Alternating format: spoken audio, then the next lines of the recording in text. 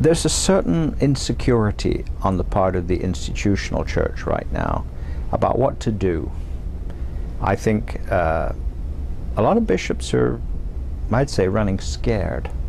And there's always a danger when you're running scared. You probably, many of you, whoever's listening to this, many of you would know the story of the famous preacher who went to a church one day and got up in the pulpit and he gave a marvelous sermon. And then he came down from the pulpit and, I guess, left. And the sacristan came into the church to clean up the church. And he went up, cleaned around the church, and then he went up into the pulpit to clean around, and he found that the preacher had left his sermon notes on the ledge in the pulpit.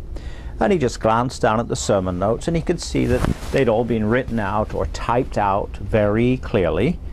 And then in the margin at one point he saw that the preacher had written, "Argument weak here, speak louder." And that's a danger. When we look at the way that people, the way that the teaching church operates today, when it's not getting its message across, it tends to speak louder and blame the student. Now, theologians like me are not bishops. We don't have the official teaching responsibility in the church, but we are teachers. And we do know that the sign of a bad teacher is someone who raises his or her voice and blames the student. If one student isn't getting it, okay, maybe it's his problem. But if 3/4 of them aren't getting it, then maybe we've got to say, you know, maybe it's got something to do with us. Maybe we're teaching the wrong thing, or maybe we're teaching the right thing, but we're teaching it ineptly.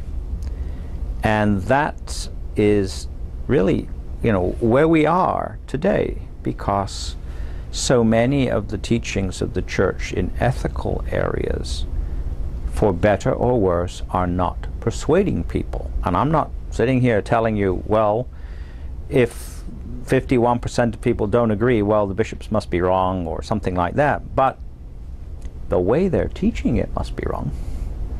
So there's another way in which we need to move forward and think about, stop talking so much about obedience and start talking about prudential judgment.